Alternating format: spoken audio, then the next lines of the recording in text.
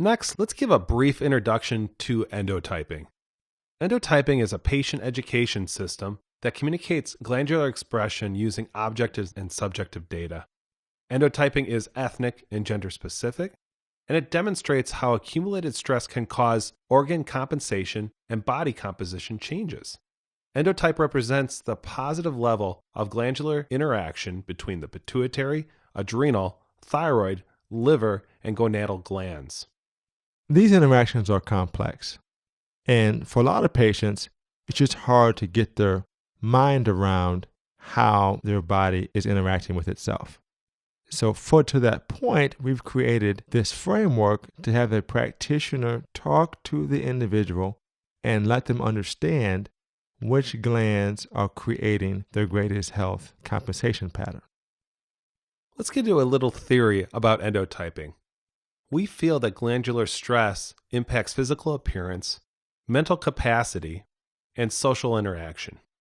We feel that the body compensates by utilizing increasing amounts of minerals, vitamins, amino acids, and hormones to maintain homeostasis against rising levels of stress. And we feel that glandular compensation patterns are unique to the individual and based on a variety of factors, including gender, ethnicity, levels of stress, and consistent lifestyle behaviors. So here we have the 5 endotypes and how the glands will compensate under stress. Endotyping is a great way to educate your clients on complex glandular compensation patterns in a way that they understand.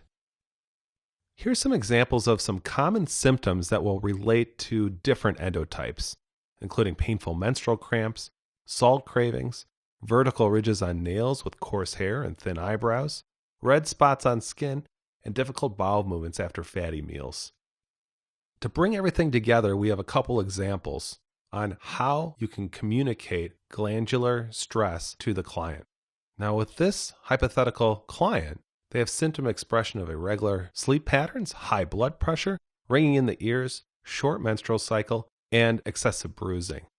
And so how a practitioner can speak to a client in FDA-friendly language is by looking at the stress of the different endocrine organs and how they're communicating.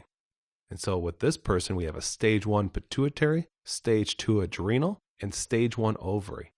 And so we're looking at the ovary, pituitary, and adrenal dysregulation.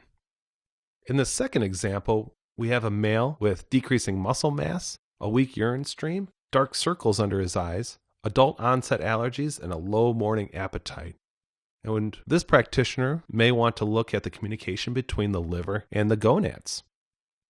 Finishing up with communicating wellness, we want to highlight a couple of points on this last PowerPoint slide. First off, we need to look at the athletic program and the survivorship program, and extreme levels of conditioning and extreme levels of pathology do both require maximal sacrifice. So as much as people hate to get in shape or talk about the excessive modification that high conditioning programs cause, when you have a disease state and they give you certain parameters, it's going to affect your life. You put somebody on Coumadin, you cannot choose to take in green vegetables. You put somebody on diabetic medication, that's going to modify the type of food that you can consume. Secondly, you want to look at the time consumption component of each program. The athletic program is going to be extremely time consuming along with that survivorship program, right? They're going to have multiple doctor's visits. The athlete's going to be dealing with multiple types of programming. And this is why we talk about wellness in a way that's sustainable and time efficient. The 2 other categories to the left of wellness, athletic and fitness, is dealing with conditional sacrifice and high time consumption. You put those 2 together and it equals lack of sustainability. You cannot do that throughout your entire life cycle and even extended period of time. Let's be honest, people cannot sacrifice indefinitely for what they want to do. And so when you think about a wellness program, don't look at it as trying to take your client base to some extreme type of perspective. You want them to be able to take in choices and modulate behavior in a way that's sustainable and both affordable. Lastly, let's conclude with some product expectation.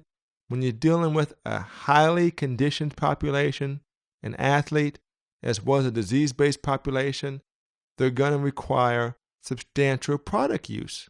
That athlete is taking on a lot of oxidative stress, a lot of inflammatory, different types of burden, and so you want to be able to manage that, as well as survivorship. They're going to look in that chronic disease state. Tissues are breaking down throughout the body.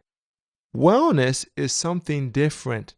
They're going to get a lot of their nutrition from their dietary intake. Not all. They're going to need some specialized products to upregulate particular glands that need to function at a higher level. And so to recap this, the wellness program is not an athletic program. It's not a fitness program.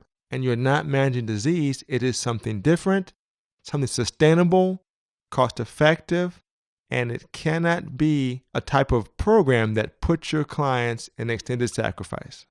To conclude this session, we are excited that you now understand the EndoBalance terminology to communicate to both clients and referring practitioners. In the next session, we'll learn how to apply these newly learned terms to your clients in ways that build rapport.